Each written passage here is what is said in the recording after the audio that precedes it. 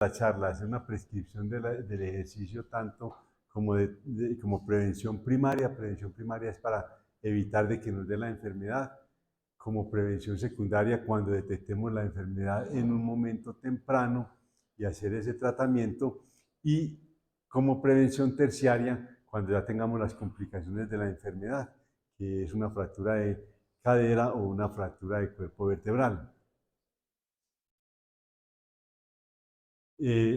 Las afecciones musculoesqueléticas son una causa muy frecuente, como les decía, en nuestra consulta diaria. Es el segundo factor de discapacidad en el adulto mayor. Tenemos que la sarcopenia, que es la pérdida de masa muscular y de función muscular, está asociada con la osteoporosis, que es la pérdida de densidad mineral ósea. Esto nos lleva a caídas, fracturas, discapacidad y muerte. Y cada día hay evidencia más convincente de la relación entre hueso y músculo. Durante el crecimiento, tanto en estudios aleatorizados, observacionales, retrospectivos, prospectivos, se ha encontrado que los efectos beneficiosos del ejercicio sobre la acumulación ósea, sobre todo el ejercicio de alto impacto. Pero también se ha visto que el ejercicio excesivo puede ser perjudicial para la salud esquelética si hay una nutrición no adecuada y una reducción de grasa corporal excesiva. Esto se ve en la triada de la atleta femenina joven, donde vemos la anorexia, la amenorrea y la osteoporosis. Lo más importante que es ese desarrollo genético del pico de la masa ósea. Entonces, aprovechar la juventud, porque en la juventud es donde se desarrolla ese pico de masa ósea, y que se ha visto que el ejercicio aumenta la masa ósea asociada a un adecuado aporte de calcio, proteínas, fósforo, magnesio y la vitamina D, que ustedes ven que en los jóvenes deportistas la pueden adquirir muy fácilmente, sobre todo en los deportes al aire libre donde hay buena exposición a la luz. Y por el contrario, si hay una vida sedentaria, jóvenes muy pegados a los computadores, obesos, pues se desarrolla más fácil la osteoporosis, y por eso se dice que la osteoporosis es un desorden pediátrico. Ya cuando alcanzamos ese máximo pico óseo, lo importante es tener el mantenimiento de ese pico óseo. ¿Y cómo se hace ese mantenimiento? Con el ejercicio. El ejercicio atenúa la pérdida de masa ósea, aumenta la fuerza y el equilibrio. Y lo otro es evitar causas secundarias. ¿Causas secundarias cuáles son? La obesidad, sobre todo si es una obesidad asociada a diabetes, enfermedades inflamatorias y el sedentarismo. Entonces hay un dicho que dice que el hueso es lo que el músculo quiere. Si el músculo se mueve, el hueso va a tener mayor estimulación y se va a producir más osteoblastos. Se ha visto que con el principal factor que influye es la edad. Con la edad se presenta el deterioro de la densidad mineral ósea, que va asociada a una menor fuerza, a una inestabilidad postural que nos va a llevar a riesgo de caídas y fracturas, esto asociado a la comorbilidad y mortalidad.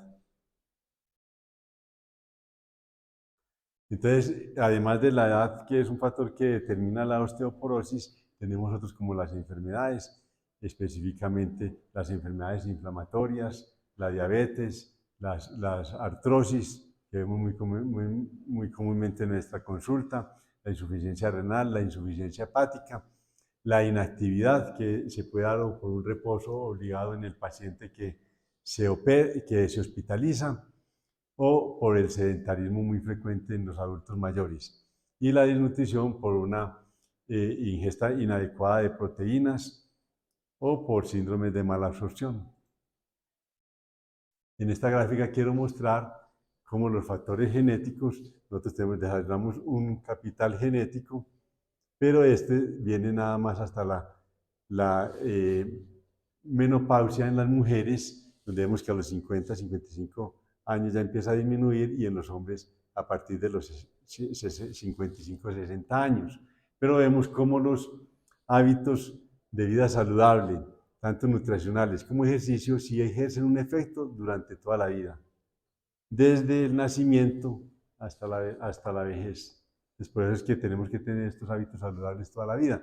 Obviamente van a haber efectos del envejecimiento que nos van a llevar a que se vaya presentando esos cambios fisiológicos con el envejecimiento, esa señalización molecular, pero eso no se pierde del todo, sino que siempre queda un residuo que se puede potenciar con el ejercicio. Vemos también que, como habíamos dicho, el hueso está relacionado con el músculo, la evolución de la fuerza muscular, cómo alcanzamos ese pico de masa muscular, entre mejor sea ese pico, ustedes ven que tenemos una mejor reserva si hacemos un mantenimiento, porque lo que más se va a presentar va a ser la limitación funcional en estos pacientes de baja masa muscular. Entonces, ¿qué desenlaces relevantes tenemos? Con esta pérdida de la masa ósea, tenemos la disminución de la densidad mineral ósea, las caídas, las fracturas que van asociadas con dolor, que nos disminuyen la calidad de vida. Esto se expresa en la función que se ve tanto en actividades de la vida diaria como en la movilidad de los pacientes y los eventos adversos que vamos a presentar, que se van a presentar secundarios a estas caídas. El principal evento adverso es la fractura de cadera. En esa fractura de cadera ustedes ven que desafortunadamente al año se presenta hasta un 20% en los pacientes de muerte después de la fractura. Vemos una discapacidad permanente del 30% y el 40% no pueden caminar por sí mismos. Entonces necesitan o aditamentos, necesitan el apoyo en otra persona y eso nos va a llevar a más riesgo de inestabilidad y de caídas.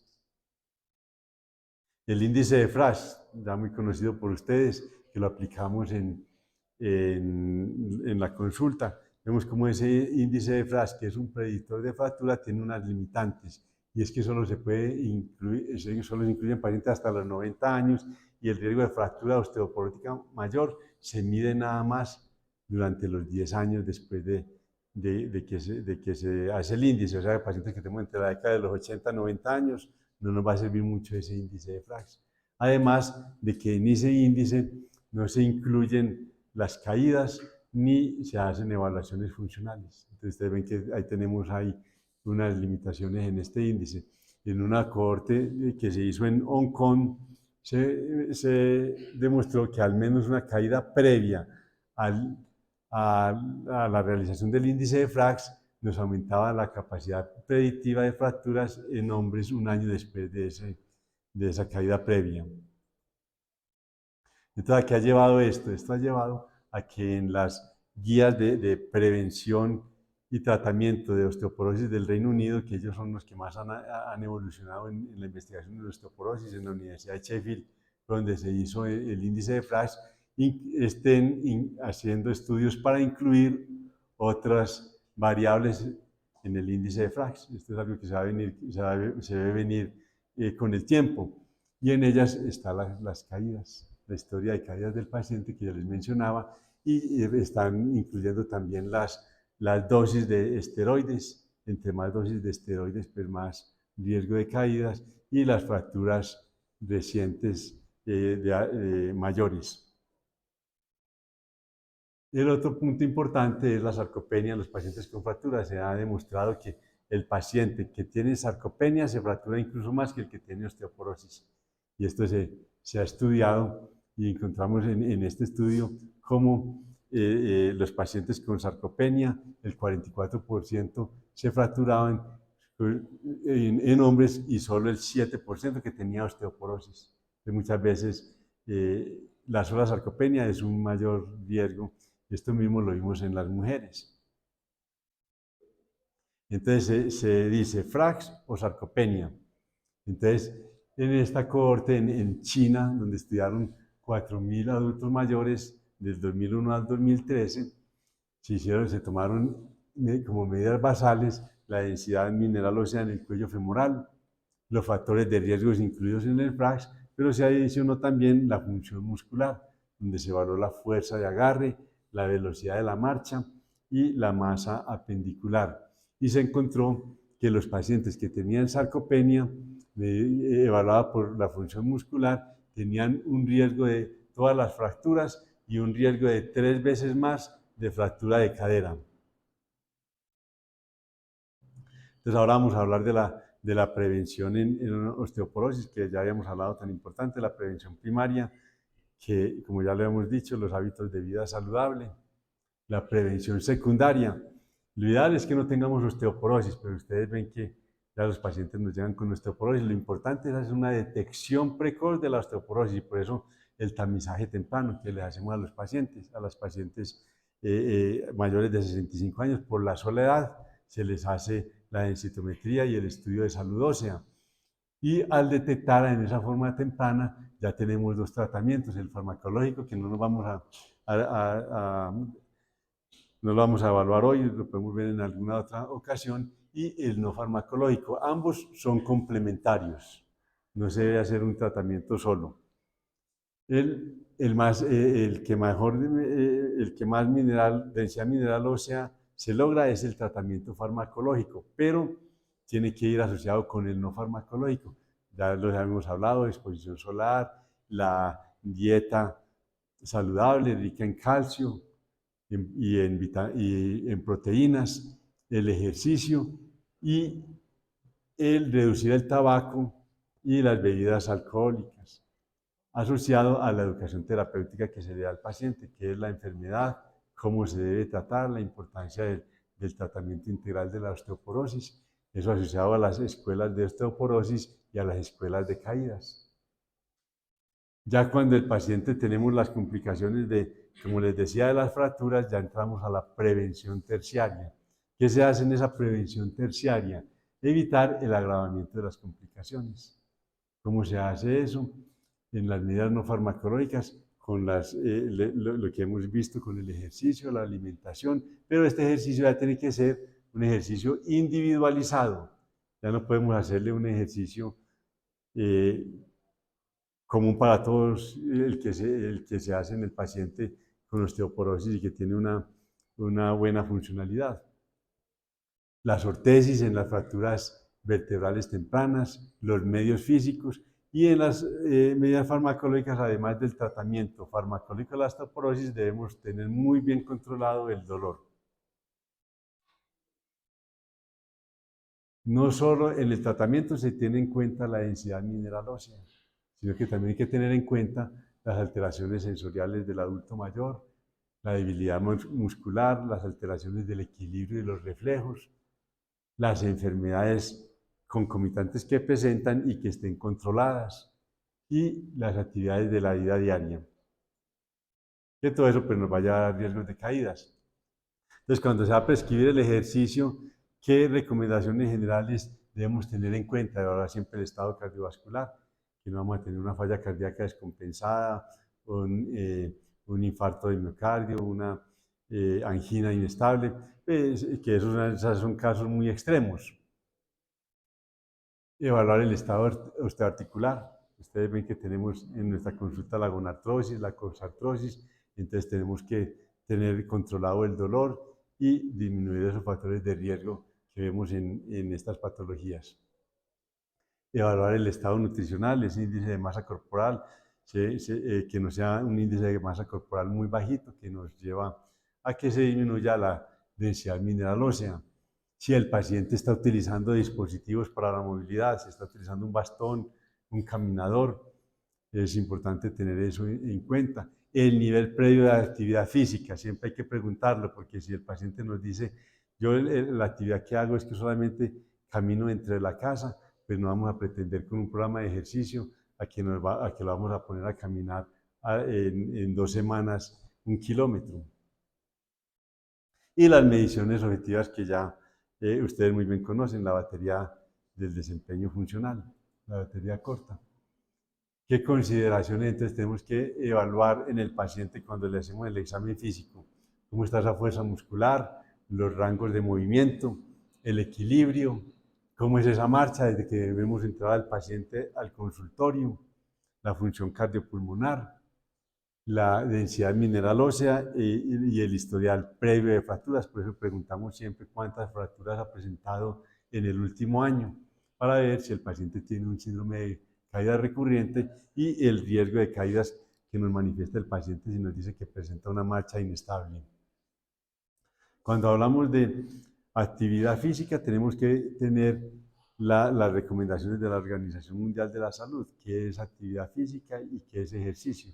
Entonces, tenemos la actividad física, es cualquier movimiento del sistema musculoesquelético que nos produzca un gasto de energía. Eso lo vamos a ver en las actividades de la vida diaria, como en las tareas domésticas, en el transporte, en el trabajo. Entonces, muchas veces las pacientes me dicen, no, yo hago mucha actividad física porque riego las flores, hago la comida, llevo el niño al colegio. Pero es una actividad física, pero no es ejercicio. Ya para el ejercicio tenemos que tener una actividad planificada, estructurada, con unos objetivos que queramos alcanzar y que debe ser mantenida en el tiempo. La siguiente. Entonces, ¿qué tipos de ejercicios se han encontrado en la evidencia que nos ayudan para la osteoporosis? Tenemos los ejercicios aeróbicos con carga de peso, que en estos tenemos en el que los brazos, las piernas o los pies sostengan algún peso. Tienen que sostener algún peso. Entonces lo vemos en ejercicios como caminar, trotar, el voleibol.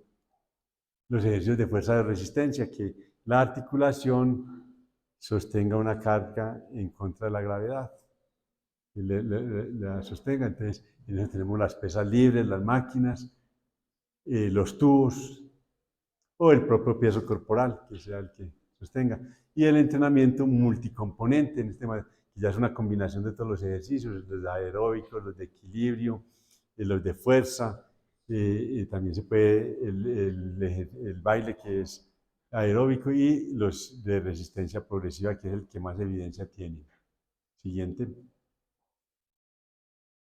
Entonces tenemos que los que más evidencia tienen en ese desarrollo de la densidad mineral ósea son los ejercicios de impacto.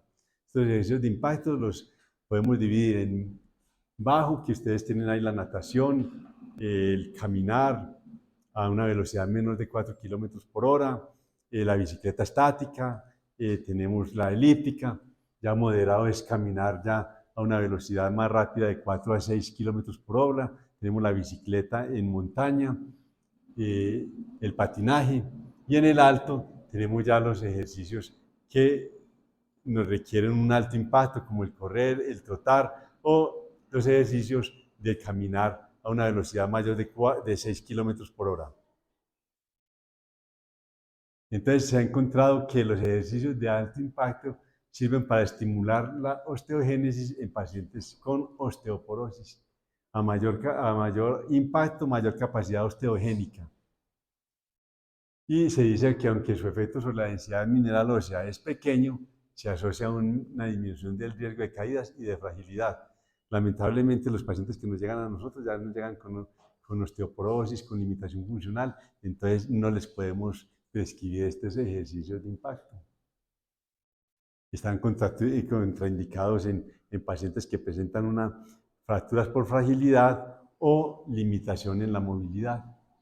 Y es muy indicado en las pacientes que tienen, o en los pacientes, digo las pacientes porque pues la mayoría son mujeres que tienen un envejecimiento exitoso y no tienen ninguna limitación física. El caminar, que le preguntan a uno las pacientes si el caminar es bueno o no. Si el caminar disminuye los riesgos de fractura, se fracturan menos las pacientes que caminan a diario, y se dice que el caminar ayuda, pero no ayuda a disminuir a mejorar la densidad mineral ósea.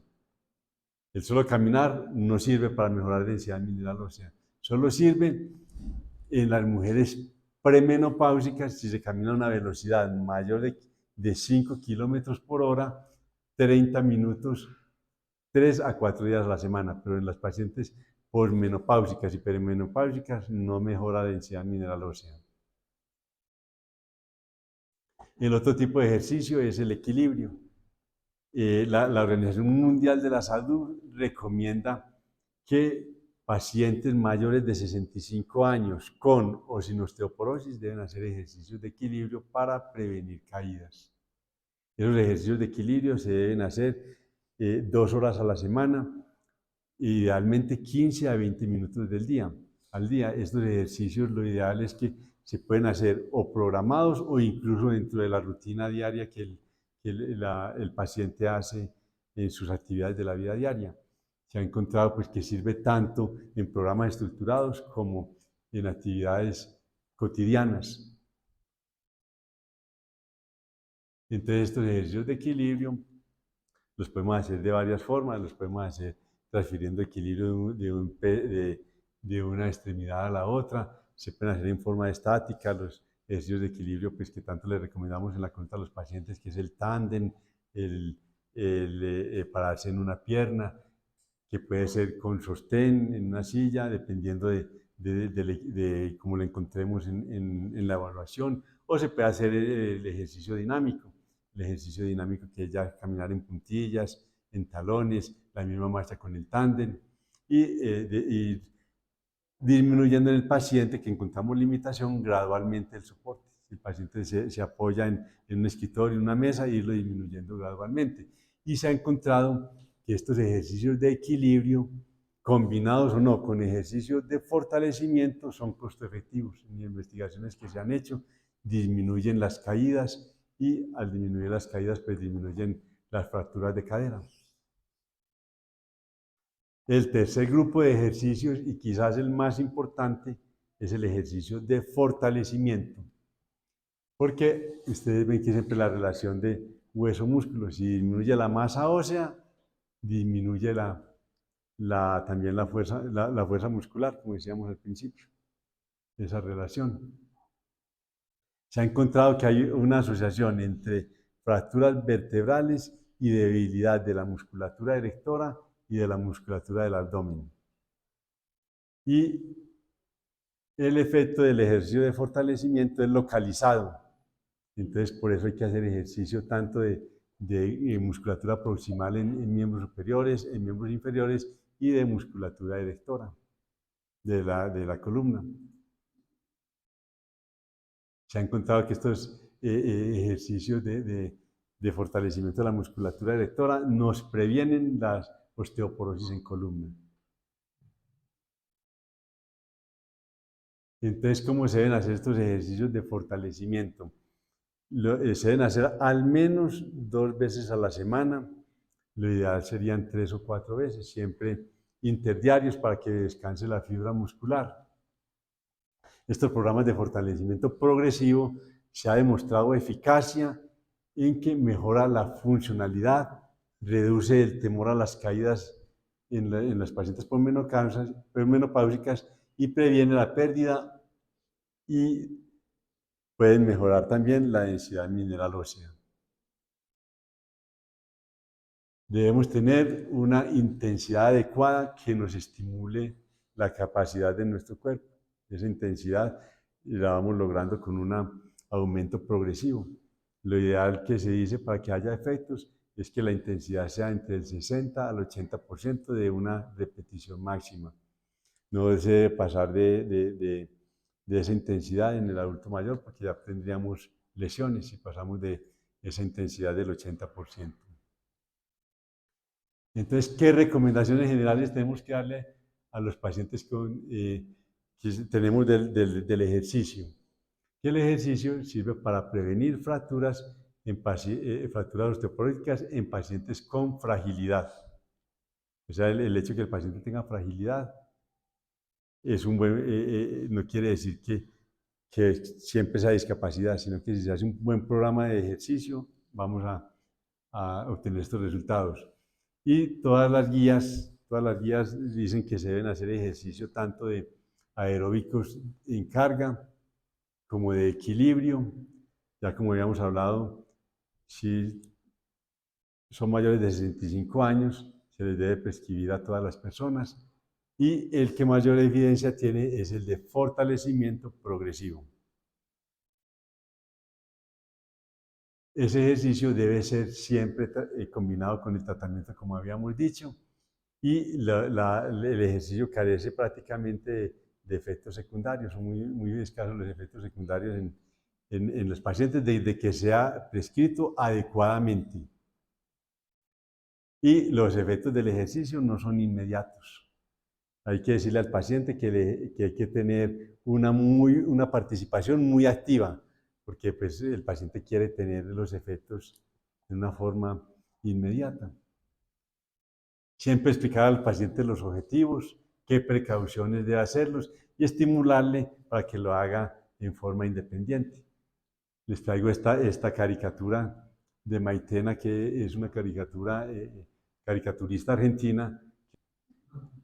Entonces, ¿por qué es importante eso? Porque al paciente, si es una señora que no ha hecho nunca ejercicio y entonces le decimos, no, usted tiene que hacer esto, los profesores de los gimnasios son intensos, ellos quieren, entonces, y los pacientes de nosotros, ustedes ven que vienen con limitaciones de la movilidad, entonces tenemos que estimularles que ese ejercicio lo hagan progresivamente. Dice, no, yo nada más camino media cuadra. Bueno, entonces empecemos a caminar esa media cuadrita y vamos progresando al otro día una cuadrita. El ejercicio también sirve para prevenir caídas.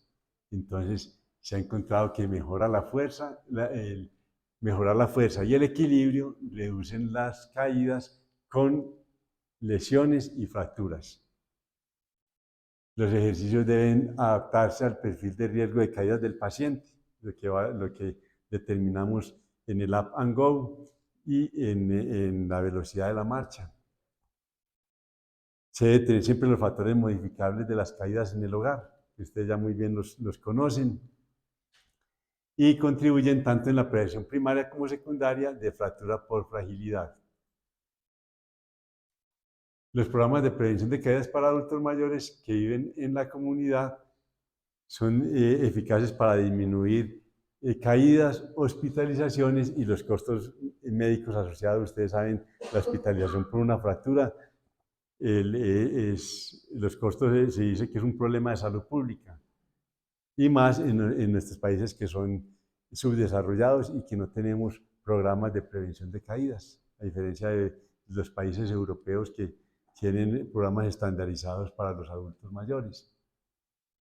Se ha encontrado que el Tai Chi es efectivo para disminuir las caídas en los adultos mayores, pero hay poca evidencia de que sirva el Tai Chi después de que el paciente se ha fracturado. El Tai Chi no sirve entonces en el paciente que detectamos la alteración del equilibrio y que no se ha fracturado, pero ya después de fractura ya no hay tanta evidencia. Y es importante la kinesofobia, porque ¿qué es la kinesofobia? Es un miedo irracional del paciente a la actividad física. ¿Por qué tienen ese miedo? Porque ellos dicen, tengo miedo de que me caiga y me fracture. Y es peor la solución que el problema. Entonces el abuelito no quiere caminar. Entonces en eso el compromiso de nosotros es educar muy bien al paciente sobre la patología y los efectos benéficos del ejercicio. Rápidamente, como para hablar ya en las complicaciones que hablamos de la prevención terciaria, que son las fracturas de cadera, se ha encontrado que la mayor evidencia está en los ejercicios de fortalecimiento, que vemos una evidencia fuerte de fortalecimiento progresivo, y que el manejo en los pacientes de fractura de cadera en esa rehabilitación postoperatoria debe ser interdisciplinario. O sea, lo que más aconseja en la fractura de cadera es que sea un tratamiento temprano, intensivo, multidisciplinario y obviamente con los cuidados. No podemos colocarles ejercicios de alta resistencia, sino hasta que haya consolidado muy bien la fractura. En estas fracturas de cadera el objetivo es mejorar la movilidad, llegar siempre que lo que hacemos cuando vemos pacientes hospitalizados, cuál es su función previa a la fractura para tratar de lograr esa funcionalidad previa que tenía, potenciar las habilidades de autocuidado y siempre se debe hacer un trabajo conjunto porque son adultos mayores y se debe educar muy bien a los cuidadores. Muchas veces el cuidador es otro adulto mayor, la abuelita que está cuidando al esposo y la abuelita también tiene su limitación funcional. En las fracturas vertebrales, rápidamente, lo ideal en las fracturas vertebrales es iniciar el ejercicio cuando se haya controlado el dolor. Cuando tengamos un buen control del dolor, iniciar el ejercicio. Se ha demostrado en pacientes con fractura vertebral que disminuye el uso de analgésicos y mejoran la calidad de vida. Se recomienda la terapia acuática para ayudar a disminuir ese dolor. Y se debe siempre hacer una reanudación temprana de la actividad, porque muchas veces se dice, no, yo tengo una fractura vertebral, entonces me duele, entonces sobre todo en las posmenopáusicas tempranas, y dicen, no, y de pronto incapacíteme, que todavía muchas veces están trabajando, y hay que decirles que no, que hay que reintegrarse lo más temprano a sus labores. Y ahí en estas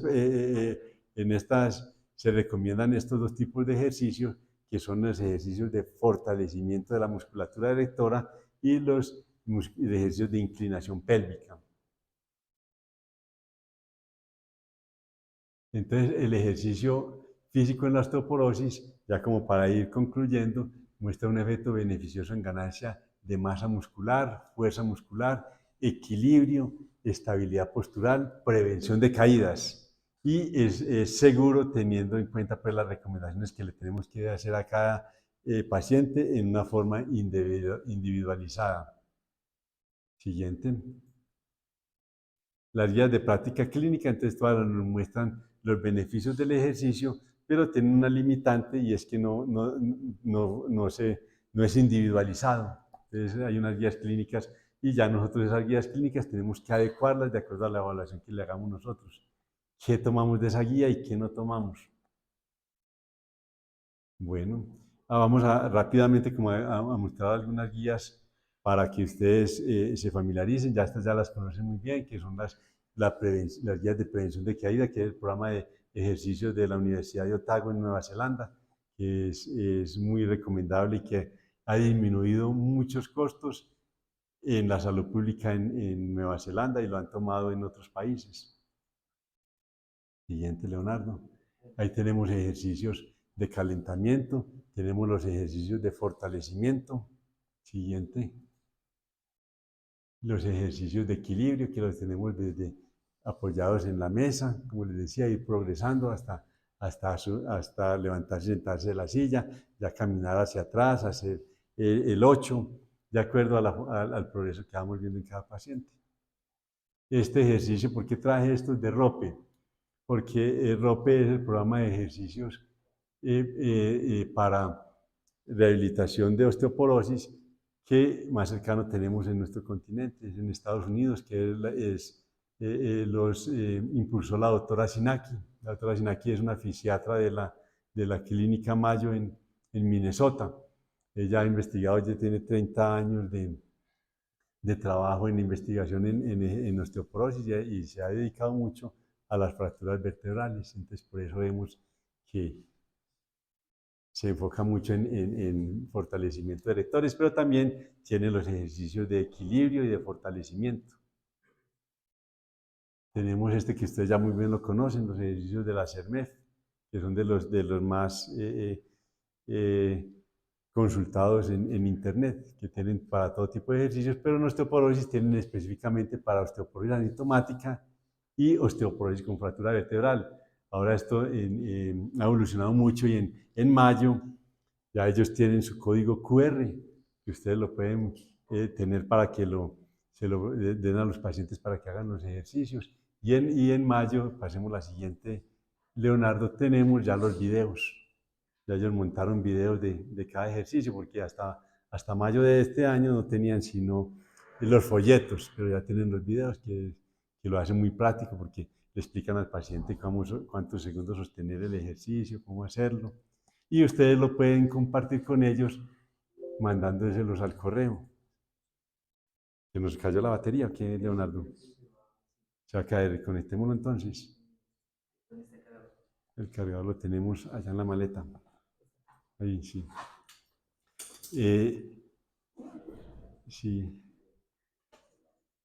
Ayudémosle, doctor Abel, mientras Leonardo.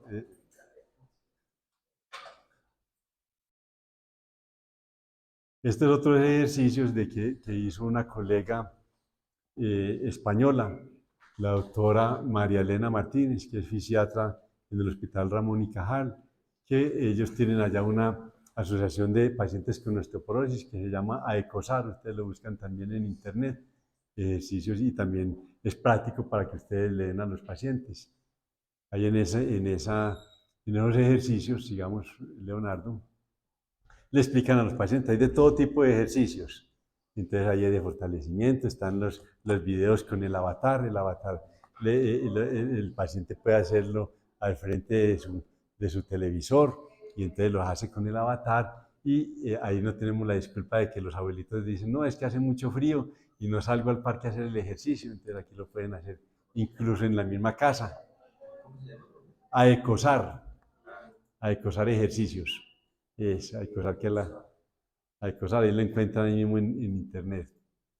Sigamos. Estas son otras guías. Esta es la Royal Osteoporosis Society del Reino Unido, que trabajan muy bien osteoporosis, como ya les había dicho, donde ellos tienen tres bases, que son los ejercicios de fortalecimiento, los ejercicios de estabilidad o de equilibrio, y se enfocan también mucho en los ejercicios de postura y de fortalecimiento de erectores.